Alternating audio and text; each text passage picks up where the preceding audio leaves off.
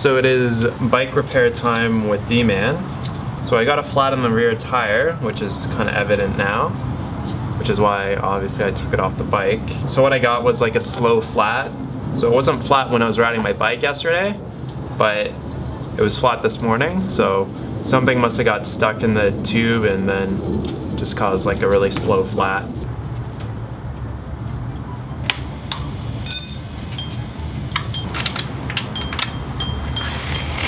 So the important thing when you get a flat tire is two things. Is you want to try to figure out where inside the actual tire itself, if something gave you a flat, maybe there's like a piece of glass that's stuck in the tire or a piece of rock, or like I've had like staples like stuck in my tire. There's a lot of different things that can kind of get stuck there because it's just shit that's on the road, right? So you can usually run your finger through the inside of the tube or just take the tire right off, and then you can visually inspect it, and you can also just run your finger around. You can just kind of, just run your finger around, and if anything just kind of like pokes your finger, then you know that that's probably what caused the flat. Because what you don't want to do is you don't want to like just put the tire back on the wheel with the new tube, and then because you could possibly just get another flat because there's still something stuck in your tire that's causing the flat. Yeah, so I just found something right here. Looks to be, I don't know what it is, but it's definitely what caused the flat. So it's like a little piece of metal, almost looks like a staple, but it's not a staple. So it is literally this tiny, I don't think it'll focus, that tiny little piece of metal there is what caused the flat. So a lot of people, they don't actually fix their tubes, they'll just go out and buy a new tube. But for environmental reasons and for price, just for the cost of a tube, it's cheaper and more environmentally friendly to actually find where the little puncture is, and then you can just get a little patch, get some glue, and then just patch it yourself. This one might be a little bit tricky to find just because the puncture hole was so small. I highly doubt that you'd be able to see it, but the puncture hole is right here. So essentially what you want to do is you want to scuff it up. Usually most of the tire tube repair kits will come with some sandpaper or whatever. So you just want to scuff up the area just so that the glue and the patch have a better bonding surface. So you just want to put like a dab of glue around where the patch is going to go, and then take your patch here and then also put a dab of glue all over the patch. And this is where most people make the mistake, is that they basically sandwich them together right after they put the glue on them. But essentially what you want to do is you want to put the glue on them, let them sit for about 10 or 15 minutes or so, and then stick them together, and that's how you get like a really good seal between the patch and the tube. Alright, so the glue has been drying for at least 10 minutes or so. What you want to do is you want to take your patch, take your tube, stick them together, and then you want to hold it between your fingers like at a pretty high pressure for about 25 or 30 seconds or so. And so then that's how you fix your tube.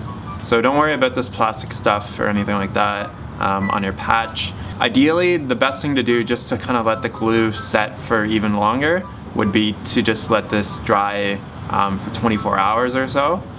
But since I don't have that option today, I'll only let it set for maybe about 30 or 40 minutes, and then I'm gonna put it back into the bike. But fixing your own tubes is obviously a good way of, saving a few dollars and saving one of these, one of the tubes from going into the landfill when it can be fixed with a 20-cent patch. Alright, so Hannah and I are off to one of the local spas here. My parents actually got us a gift certificate. Do I have the mic on? Yeah. My parents actually got us a gift card for Christmas to get whatever we wanted to get done. So we're gonna get some massages. So we're gonna ride our bikes down there. But I thought what would be fun today would be to see what these guys are up to when we leave. Behind the scenes. So a little behind the scenes of Bubba and Dewie. What are Bubba and Dewie gonna do when we leave? So we'll find out. We'll set up the camera and see what happens.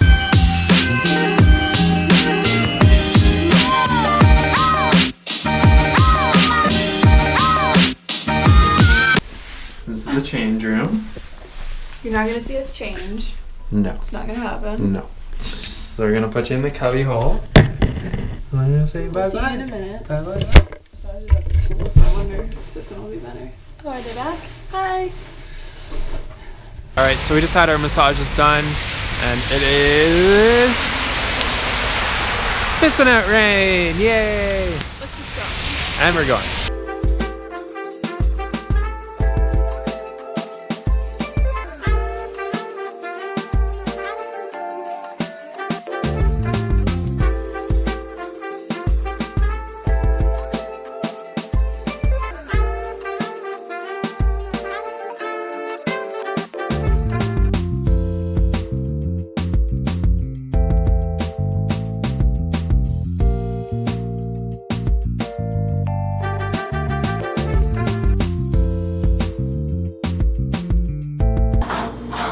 Look at this. Oh yeah. So healthy. Oh yeah. So this is a lentil potato veggie soup. And yeah. Hannah's already got some of her stuff out there, and maybe you can give us a little taste tester. Put it over rice. Put it over, because rice is life. Yeah? Mm-hmm. Nice. Success! So yeah, the dogs really didn't do anything. There's a few kind of moments where Dewey stuck his head up, Bubba kind of moved around a little bit. But we thought they were gonna like be like humping and we had no idea, but they just like laid there and slept until we got home. They didn't do anything. That was quite disappointing. Maybe we'll have to set it up again and see, you know, if there's any other crazy stuff that's It was so happened. cute though, because at the beginning, it just seems like they were sitting there like, where'd my mom and dad go? And they were just looking around for like 4 or 5 minutes, and then finally they fell asleep. And they're like, mwah. They're cuties, aren't you guys? Yeah. Don't vlog me. I'll vlog whoever I want to vlog. Don't tell me how to vlog my life. Don't me how to vlog my life. It's like a monsoon out here. Holy moly. Alright, so today has been a very kind of like Netflix, kind of like rainy day. Not much going on outside here. We just wanted to quickly talk about a completely random topic, is vasectomies. A lot of you have kind of like asked, or like, are we gonna ever have children or whatever? I think it was like almost 2 years ago that I actually had a vasectomy in Canada. Yeah, I think it's been a very good decision thus far. And yeah, no babies. These are our babies. No babies happening. So these are our 2 little babies for now. I recorded my vasectomy like when I actually went to the doctors and stuff like that. So it was a very quick process. I got a no scalpel vasectomy. So they didn't use scalpels. They just made like a small little incision. It was like about that big. And essentially what they did was they went in, they cut the tubes and soldered some of the ends off, and that was it. I was in and out in about 10 minutes or so. About 10 or 15 minutes actually like in the doctor's office getting it done. So in Canada you can get it done for free. It's covered under your OHIP or just your medical insurance. I got it done in BC, in Vancouver. So the doctor there, can't remember his name, but he's a really good cock doctor, and I think it's a very good way to go if you're not really, if you don't want to have kids. Yeah. You're like, I don't want to have kids. Vasectomy is definitely a really good way of going about that. So instead of, you don't have to take birth control or worry about that shit, like, yeah. Or if you don't want to have any more kids, like if you have 1 kid and you're like, we're done. I know girls that have been on birth control for like 5 or 10 years, and they're like, well, we never want to have kids. And it's like, have your fucking boyfriend get a vasectomy. Like, why would you be on birth control for 10 years? Like, yeah. I don't know. So. Or people that have like 2 or 3 kids, and they're just like, well, I don't know, we don't want any more kids, but we're just on birth control. Like, what are you waiting for?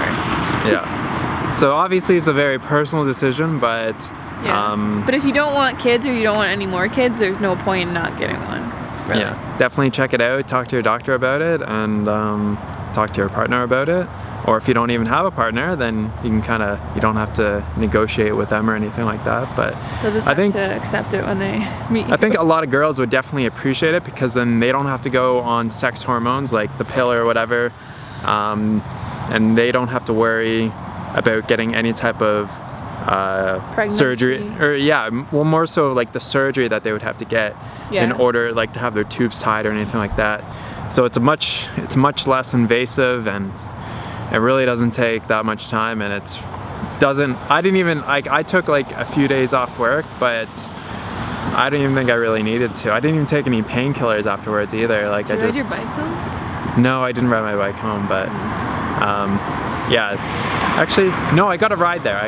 So get a ride there and back. I was on the bike within maybe a week or so, and I think the doctor recommended a little bit more time off, but I gotta get around, so.